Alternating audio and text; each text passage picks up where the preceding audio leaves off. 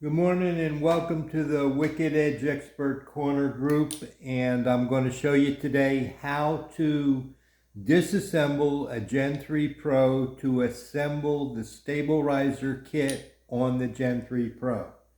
Now this is a newer version Gen 3 Pro. I have removed it from the tall pedestal base. First thing I did was I removed the backsplash.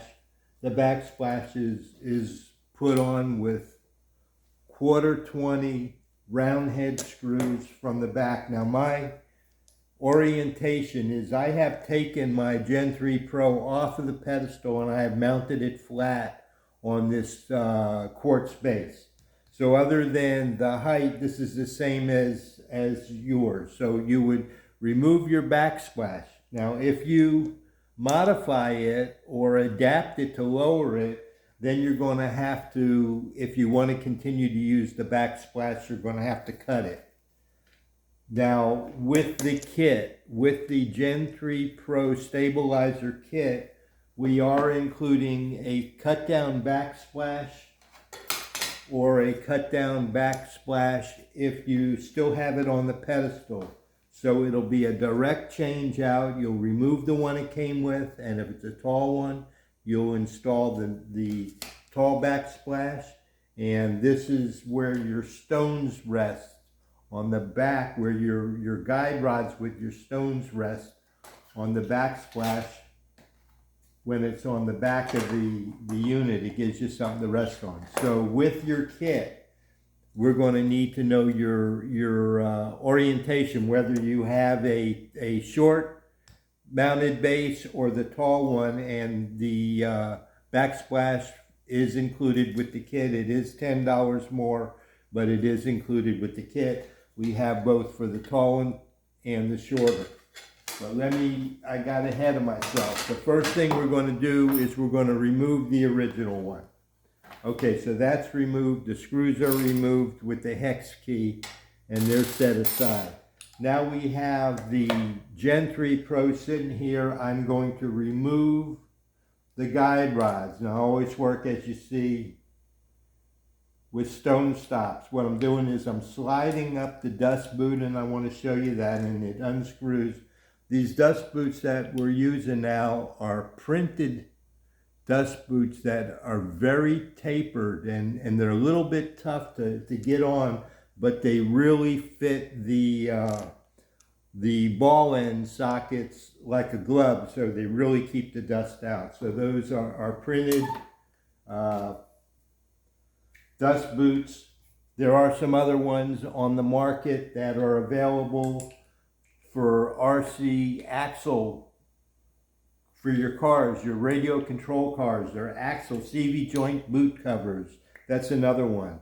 But we're using these now. That this is something that Doug printed. He came up with this with Ed Kenny, and that's their design. They're printing, and they slide on the guide rods and they fit tight. Okay, now with the back plate removed and the sharpener exposed, I'm going to remove the handle. Now I want to make sure that you know that everything that you need to do this retrofit on your kit is included. Here is a Gen 3 Pro. It comes in the bag, in the kit. It comes with the handle support and for the clamp end.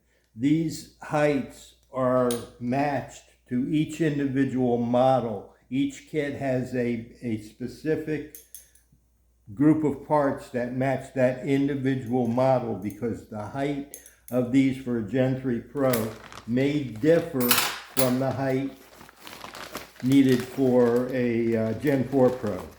Okay, and in the bag are the sliders and the ends. The rails are packed. We have the riser block and all the screws and hex tools that you'll need, so you don't have to go looking for. And then we have the clamp end with the extra screws for the clamp, a hex key for the clamp, and there is a jam nut for this clamp on the clamp rod end, and there are stone stops on the rod ends where they fit in. So everything has been considered here in this kit, and it comes with everything that you need. If you need, if a particular kit has a certain size screw, then it is included with that kit. Everything that you should need to take it apart and retrofit your personal Wicked Edge with one of these kits. Okay, we're going to start with, let me see, it's either 4mm or 5/32, and there are 4 screws on the top plate. There are 4 screws on the top plate. With the angle adjuster all the way to the widest position, I have backed off. I'm using, these are micro adjusters from Ed Kenny, and we're working on getting all these parts, everything that Doug has, everything that Ed has. They're going to send it to me so that everything is in one location, and if you choose to order anything, it's all going to ship from here. And because the kits are so heavy, anything extra that we include with it sends for free, because we're sending these out flat rate. So that's any weight that I can fit in that box. So any other accessories you might be interested in can ship for free. So we're doing it as a convenience, not only to make it easier for you guys to acquire these accessories, but also so that we can provide them for you. Okay, this comes off, and you have to like slant it to get it around. You have to slant it to get it in between this space. Now, I didn't have to take anything apart. You noticed that all I had to do was cock it and lift it off. Now that exposes underneath. This is a 1/8 hex, and the kit will come with the hex screw if you can't find yours, and then these vice screws are removed from underneath with the included hex tool. Of course, your original Wicked Edge came with all these hex tools, but we're including them with our kits because none of us like to spend money on something, get it home, unpack it, and look at it and say, oh shoot, it didn't come with the tool. Now you got to go figure out what tool you need. Okay, the blue plate comes off, and this is the Gen3Pro vise. It is a Wicked Edge 3001 vise with a totally flat bottom. As you see, it's totally flat. Now in your kit will come a riser block, and the riser block simply sits down here. It has little hooks on it here, and the hooks are the wider part of the base, goes down, and it just sits there. And then from underneath, longer screws are included. They go right up from underneath. And just started, everything lines up. Number 2 screw. And as I said, the hex tool is included. In fact, I included 2 hex tools for this. One is a short hex wrench, another is longer if your screws are a little tight. And that gets tightened up side to side. And then your riser block is installed underneath. That's it. This gets put at a cocked angle and then down.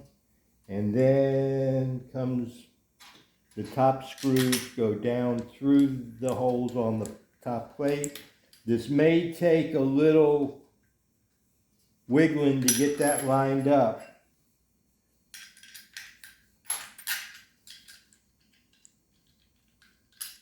While it is open, it is a good time, if it is a used Gen3Pro, it'd be a good time to do your maintenance on it. I do have a video that I produced, and it is in the group's video file of a previous production where I did show the directions to take the Gen3Pro off of the pedestal base and lower it. And while I did that, there were several different videos I did together that showed how to disassemble and open up the bottom and lubricate it and maintain it and put it back. So we skipped all that today. That's previously done. Okay, now the riser block is in place underneath. You can see that it's higher up. And then the next thing that I'm going to do is, because this one is cut down, I'm going to put the cut down backsplash on it. And it's cut very close. Just barely give me enough room to put the backsplash on. So now when the guide rods are laid over when you're using them, then you have a support for the guide rod. The newer Gen3Pro now has built into the micro angle adjusters, it has rod stops that now you don't need to have the back piece. Okay, with the back piece installed, next we're going to do the rail system, and we have two for the front. They have end holes and inside holes. The end holes, the end cap goes on either one. All the hardware you need is included. I've included both machine screws and nuts and wing nuts to give you a choice of how you want to work with it. If you want to work with the wing nuts, then you can use wing nuts. The slider goes on. All the sliders are included with the lock screws. They're nylon lock screws. And then the slider goes on, and then it fits into the wing on the riser block. There is a wing on the riser block, and it just slides right in there. And you just give it a little push and maybe a tap with your palm. Insert the Phillips screw and a wing nut. Take a screwdriver to it. And that's all there is to it.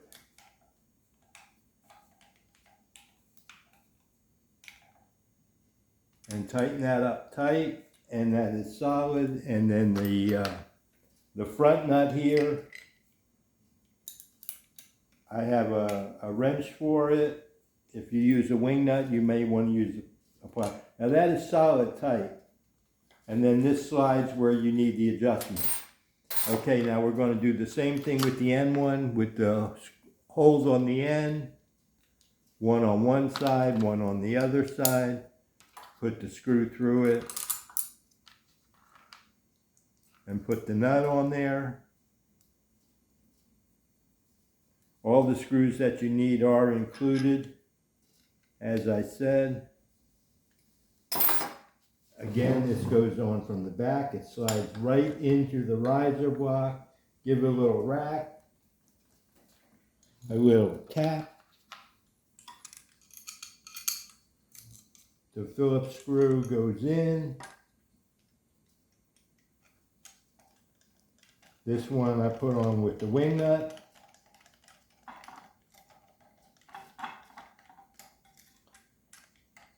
Now, as I said, in your kit is all the screws. I've sorted them out, bagged them up, separated them to make it easy to see what you have. So when you lay everything out, it's very clear.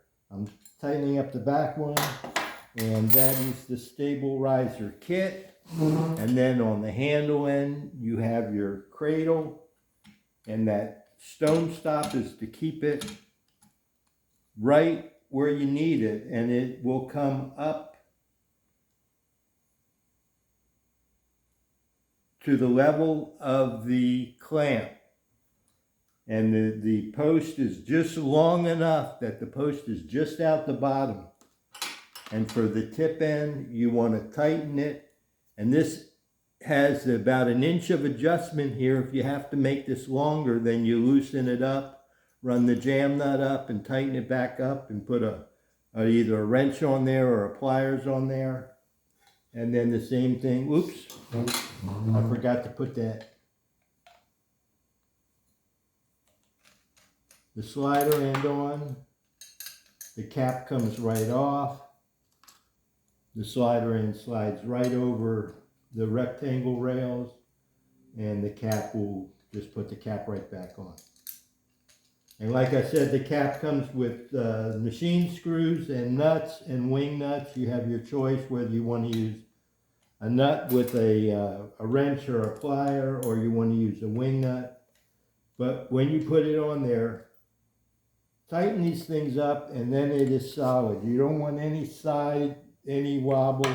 And then we have for the tip end, again, it has the stone sock, and you just drop it in when you want to use it. You slide it to where you need it, lock it up, lock up the shoulder one, that gets it real tight, and lock up that, and then that is solid and ready to go. So it really only takes, let's see, we're 16 minutes into this with me doing all the talking and the showing you. So if you're new at it, it's about a 10-minute job with basic tools that are included. Thank you.